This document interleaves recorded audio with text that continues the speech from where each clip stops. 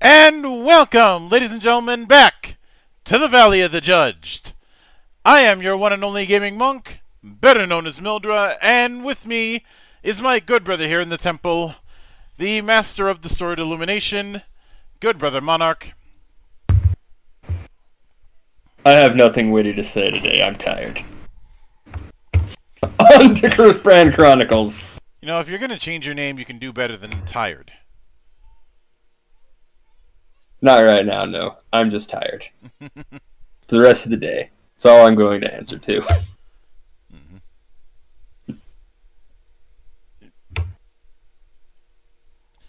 But we are back once again for continuing our look through Cursebrand Chronicles, which has been very fruitful so far. I mean, we did do a lot of skimming when it came to these skills, but what can be determined very easily is that there's no shortage of talents, but there's not really the trap problem when it comes to the talents that you can get from either class or skills.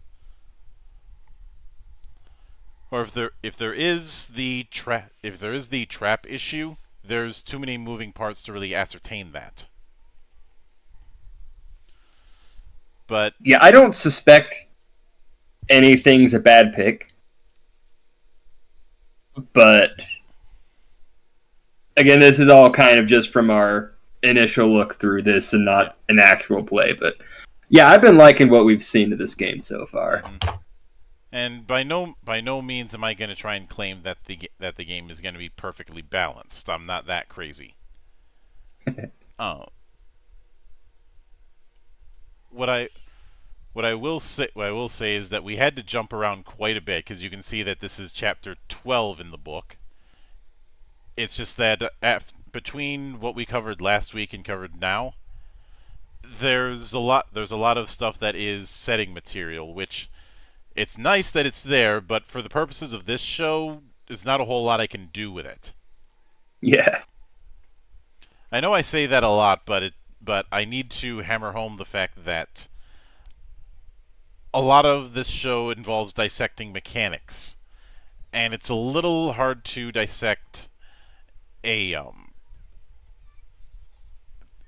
Setting. setting book or setting chapter. Yeah. Well, beyond what we already kind of hinted at in the first few, that's what that's for. But like I said, we are back at it, and this time around, martial techniques, which I will be glad for the presence of here because you know that I have chafed under certain games thinking that martial characters should be one-trick fucking ponies.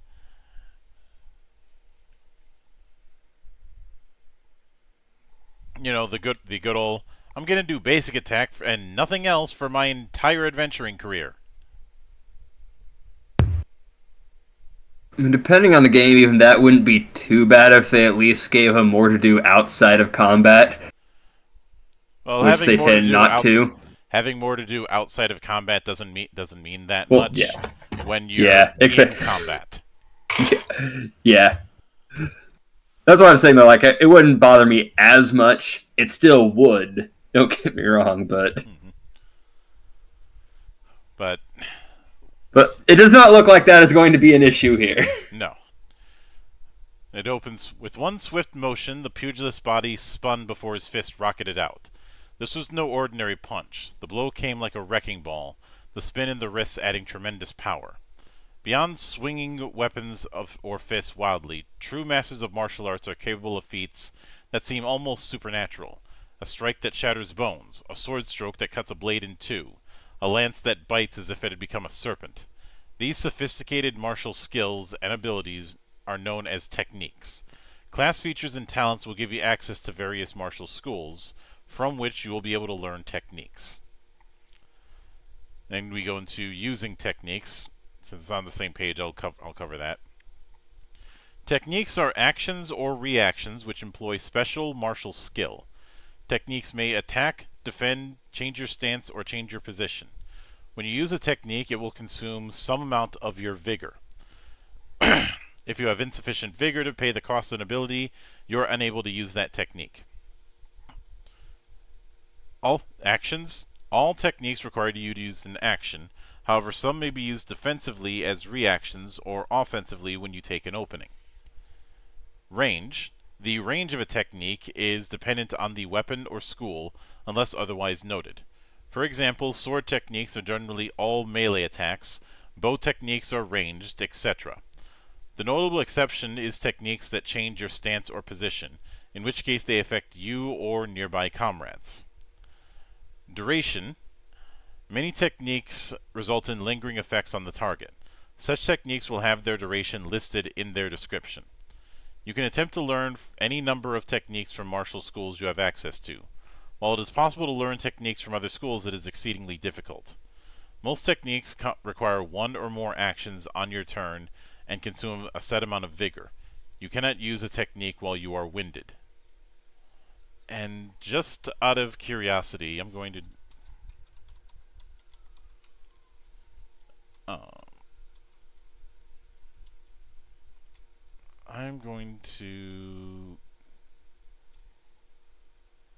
check on something. So as far as getting techniques,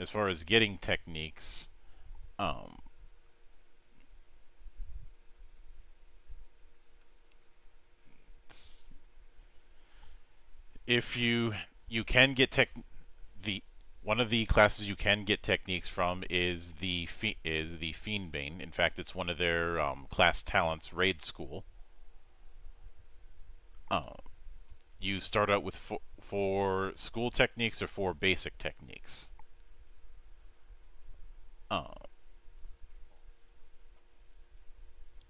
You have a similar thing when it comes to Gunglaive.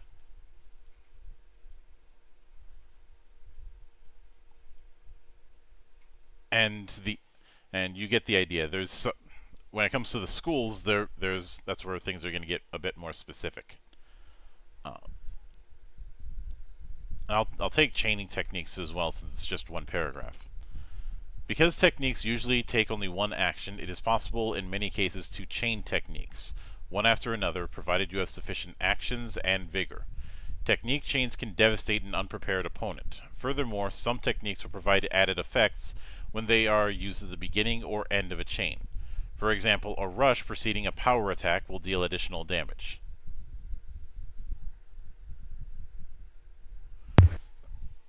And then we have combat schools, and I'll let you take that. So, characters gain access to techniques by learning one or more combat schools. Most schools' techniques are focused on specific weapons or fighting styles. Where you have basic techniques, can be learned at any time by anyone with access to combat schools. These are generic combat maneuvers commonly associated with veteran combatants. Now, a lot of these are not going to read each individual one. Mm-hmm. But this consists of some pretty basic stuff you'd expect, like power attack, additional damage by consuming 6 vigor, feints, grapple, melee disarm, trip, rush. Mm-hmm. But then we get into the more specific schools, such as Glaive School. The unique school developed to maximize the use of the Gunglaive casters. These techniques are optimized for switching between melee and ranged attacks and combining magical and physical properties of the weapon. We get Sheath the Barrel. This one I'll read just because we haven't really seen too much of specifics on how some of this works. And I'm actually a little interested in the Gunglaive. Mm-hmm. So, Sheath the Barrel, 12 Vigor. You only partially activate the spell blast of your Gunglaive, causing magical energy to coat the blade. On your next attacker, action, or technique, add 1d10 magical damage for your lens type on a successful hit. Alright, so we don't know too much, I don't think, about Spell Blast right now. But that'll be something to keep in mind for later. Mm-hmm. We'll go on then. We got Fearless Strike for 8 Vigor, Glaive Arc 15, and Charge Stance 5. Yep. This one I'll read because we haven't really read anything about stances yet. The advanced form of Sheath the Barrel. You fire your Gunglaive but focus the energy on the blade. Each technique, action, and Dithicite charge you expend builds 1 charge, which you must use before the end of your turn or they are lost. On your next melee attack action with your glaive, you expend all charges. Each charge adds 1 dice of magic damage of your caster's type and quality type to the attack. Mm-hmm. And it's It Oh costs yeah. 5 vigor per action charging. So it isn't a case. When I hear stance, I was thinking, oh, okay, maybe it's one of those situations where you have to pay a certain amount of vigor per turn. Nope, this isn't one of those cases. You're paying it. You're paying it for action that you use the effect. We may come back to this when we spend more time with how the Gunglaive actually works. Yeah, Gunglaive and stances as well. I imagine that'll come up more once we hit combat. Mm-hmm. Um, so then we have the School of Might, which for those who want to do the good old-fashioned punchy monk, this is your jam. I mean, we have Invisible Jab for 3 vigor, um, Shattering Palm for 5. Although I do like that it ignores armor rank. And since it deals double damage to objects, you don't have to worry about the door problem because everybody's tried to do the kick the door down moment and got screwed over because of the object HP rules. Don't get me wrong; those moments are great when it's an unusually hard door and you somehow roll so high that first time you just break through. It's not so But the great when you've inverse got, of the thin, flimsy wood door kind of you know, fucks you. when you've got a fighter with 20 strength who can't break down a fucking wooden door for some reason. That's when you're starting to stretch things. Look, to be fair, in a situation like that, I'm usually going to rule, look, it's just a wood door. Look how strong you are. Just break through the fucking thing. Because I had one of those situations with someone who wanted to play rules as written, and somehow I decided to charge in on a wooden door wielding a lance, and he was like, "Nope, couldn't get through." Or that moment when you're using a sneak attack against a sleeping opponent. It's like, how did you not kill them? Well, you can't roll that much damage against this guy, so he just kind of wakes up wondering why you're poking him in the throat with your knife. Oh, There are weird things. yeah. It's at some point this is the reason why Rule Zero exists, much to the chagrin of certain grognards. But you've I think everybody's had that situation. Now if it's a magic door that's meant to be ridiculously sturdy, Yeah. that's another thing. That's just good old comedy.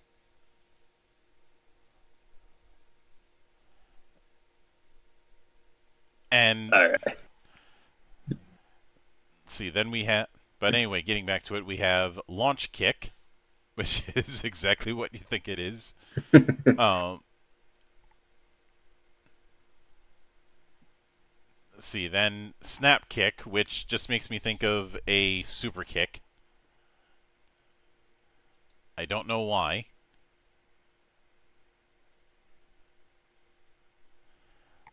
But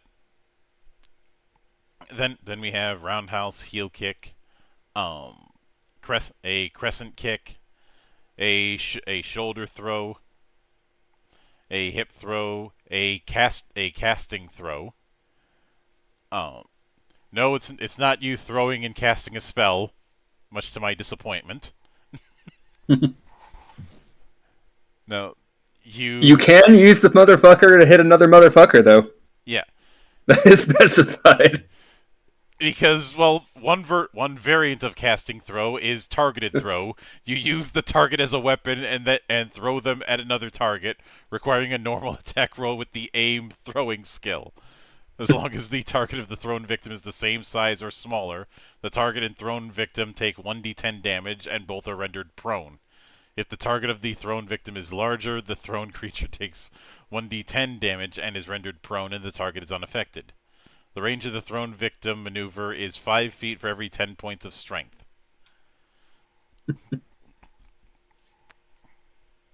But yeah, for those who That's want just to great. do the standard monk with a little bit of wrestling, then that's the the School of Might is the fighting style for you.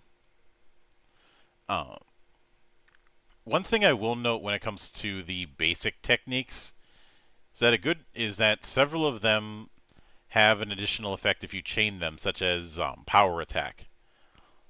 Because it says if you chain a rush followed by a power attack, you add an additional +1 bonus dice of damage. Then we have the Rapid Assault Infantry Discipline, or RAID. A modern combat stool, RAID was originally developed by the Union of Democratic Nation in the early 40s as a specific means for combating fiends and later horrors.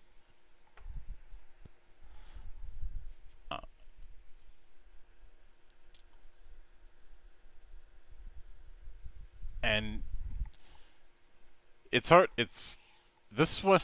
Aside from the fact that the techniques are pretty expensive, it's hard to really get a feel for what the general theme for raid is going to be, because you have Blitz Stun, which is essentially doing a combo stun. Tactical Maim, which is a called shot but worse. Spell Cut, which is apparently a stance. I guess you could say that it's a bunch of assassination techniques. The general theme I'm getting is get in quick, shut things down. Mm-hmm. That seems to be the overall vibe of the raid abilities. As well as a lot of hit them while they're down kind of thing. Yeah. Let's see. Then we have Dead Man's Virtue. Winning a fight is more important than the way you won, at least according to some. Ideas of honorable combat, medal, and measure are all too common, and the folks who believe in that kind of fight often dead young. Dead young. Typo. This school make, again, another typo, extensive use of improvised weapons and unarmed combat. And we have things like low blow at 10 vigor. You hit a person in the vital spots. Low vital spots. If you know, you know. And if you don't know, then you should go back and watch Bloodsport.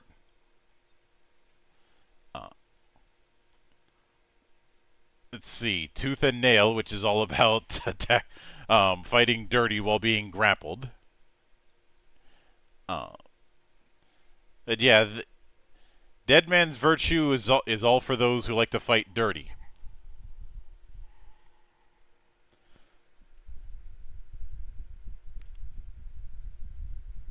Although I do like the concept of Soul Strike. If you make a successful unarmed attack against a target, you may use this technique as an action, activating a spell lens partially to release a burst of magical energy. It will deal 1 dice of etheric damage of the quality of the lens you activate per rank of the lens, plus your soul bonus dice. However, you also take 1 dice of damage from the energy backlash. I like that. High risk, high reward. Yes. Or the equivalent of casting fireball while everyone's covered in grease, shouting, "Let's see who's got more hit points." I've had those moments. Mm-hmm. They're great.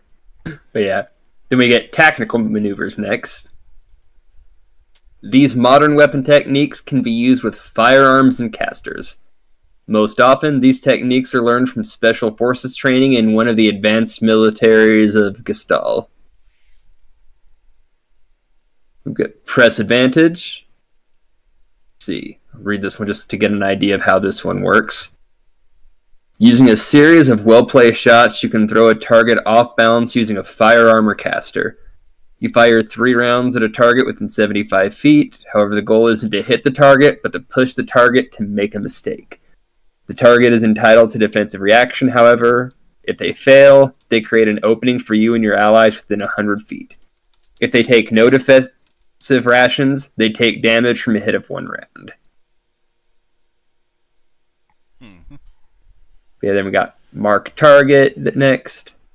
Weapon Switch. Let you drop a firearm or caster and pull another and fire it in one swift action rather than a reload. All right. We get It is. This is the DACA school.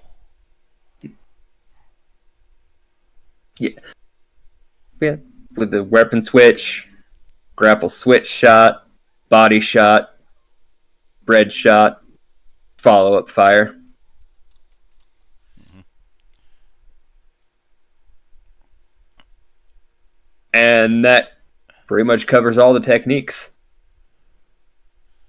Yep. So It's a good list.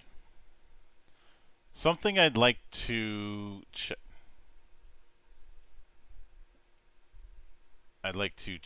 is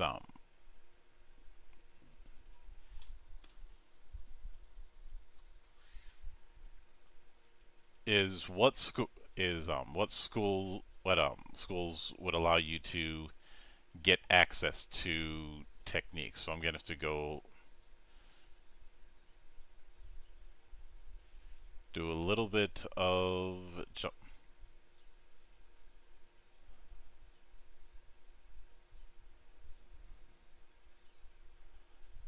jumping about.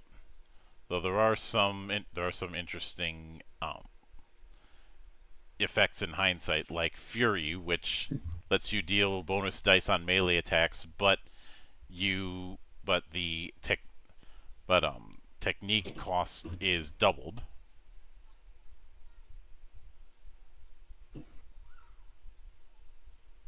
But let's see. So if you want Dead Man's Virtue, you'd have to take Scoundrel. Just as one example. If you want to take School of Might, you'd have to take the Martialist class. Uh, Obviously, if you want to take the Glaive School techniques, you would have to take you'd you would have to take Gun Glaive. And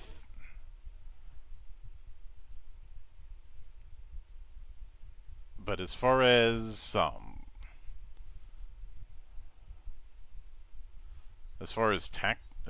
the tactical one,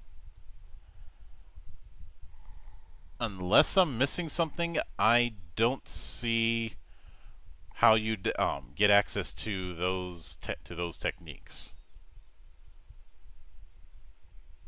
Because you get the raid school from Fiendbane. Obviously, you're not going to be getting any technique from Crystologist, because, well, if you're probably not doing a vigor based build if you're if you're picking Crystologist. Yeah. You're picking Crystologist because you want to do more casting. Well, if I'm reading right, you can still pick up any of those techniques. It's just when you start with, say, Fiendbane, you select for those techniques from basic or raid. You can learn additional techniques at any time. I don't think that means you have to have Fiendbane to get raid. That's just part of the starting kit. Yeah. So I don't think tactical is part of anyone's starting kit, but I believe you can just kind of invest or learn additional techniques like you would any other way. Yeah, I think so. Because that's kind of been the overall theme of how this game works, is these classes, they kind of start you with some stuff. You can do certain things better, but you still kind of have access to the full field of options, just with guidance based off whatever class you're starting with. Mm-hmm.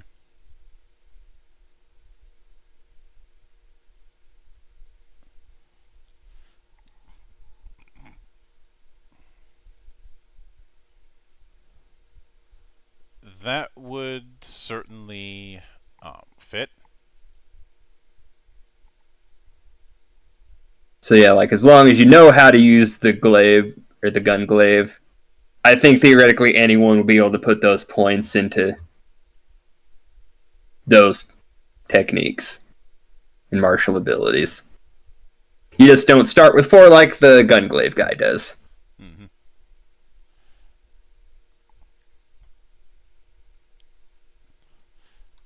Although, as an aside, looking up that kind of thing would be a hell of a lot easier if there was an index. Just saying. I know setting up indexes is a royal pain, but it's a pain that's going to be worth it in the long run.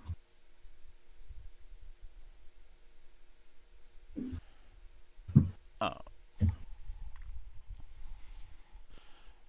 that being said, these techniques are techniques are going to be one of those things that those who have more of a vid, more of a video game background are going to have an easier time with technique, with understanding the whole technique thing than than those who are just going at it with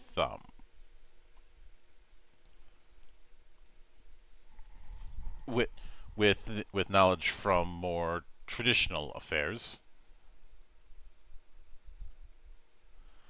Um, what I mean by that is the same the same people who made a bitch fit about Book of Nine Swords aren't gonna like the concepts of techniques, and they are wrong, and will continue to be wrong. And I hope they will sit in their wrongness and be wrong.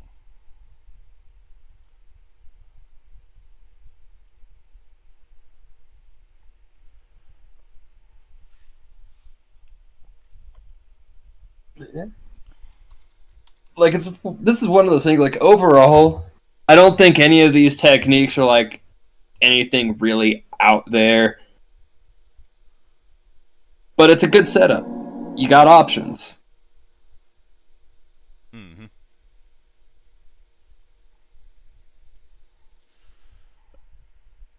Now that being said, I think the only disappointment I have is that there aren't more schools to pick from. I'd imagine that there are more in Epic Age instead of Cursebrand, since Epic Age has a higher page count, but I haven't had enough time to dive too deep into that book. Yeah. Um, I although definitely think they need some more. I do appreciate that there isn't really a technique tree. Although if I wouldn't have a linear tree like you have for skills, but if I was to house rule and expand on the whole martial techniques thing, the only thing I probably would do is have some sort of advanced tier where the way to unlock it is by having at least 3 techniques in one school. In that case, those advanced techniques are more like a dedication bonus. Yeah. You know, it's doing more of that thing that school is already doing. And would I suggest stealing from the Book of Nine Swords? I mean, since Wizards isn't going to draw from it because they're afraid of interesting ideas, why the fuck not? But I will I will say that that when it comes to the techniques, this is going to make things a bit tricky if somebody wants to Gesh, because that means they're going to be doing both techniques and doing lens. And since we're very certain that lens has its own complications we'll be getting into soon, it does mean that as a general rule, I try not to have people play Gishes as their first character because there is a higher floor for that. Yeah. I think that's just as much, if not more so, the case here. I'm not saying. I will say though, some of these abilities did specifically mention making use of lens, so I'm almost suspecting you were intended to What? make Yeah. use of multiple systems at a time. Yeah. Just I'm saying that I don't. I think having a first timer pull double duty with both systems might be a bit much. Uh, not that's not a commentary on the system itself. It's more of the fact that I wouldn't put a first timer into a build that has a higher floor. yeah. You know, for the same reason you don't have first timers play. Would you have a first timer play a Inquisitor? That's a weird. Probably not. Same That's a principle. weird class compared to some of the stuff that came before it. It's Same. great, but Oh, it's great, but there is a higher floor. Um, yeah, same thing goes here. yeah, It and if I have to use an example from my own work, it's the reason why I didn't let anyone pick Warlock as one of the classes for the Sword World campaign. Warlock isn't bad, but it's doing both casting and its own summoning system, which has both of them have their own quirks. So that might be a bit much for first timers.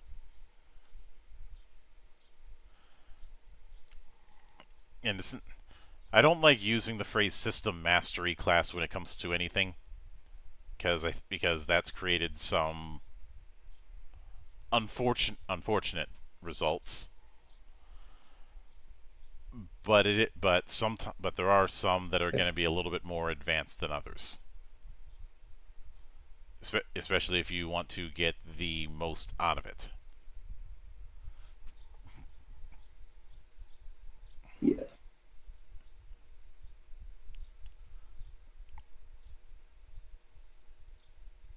Um,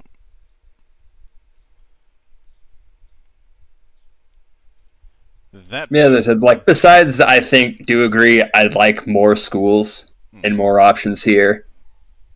I'm all right with the system as is. Yeah, I know this was a short one, but then again, there's not a whole lot of martial schools to really go with, unless we were to read each one off individually, and that's not really how we do things. Uh, Plus, this was a case like you can kind of just get the idea of what each of these ability does from the name, with a couple exceptions. pretty much.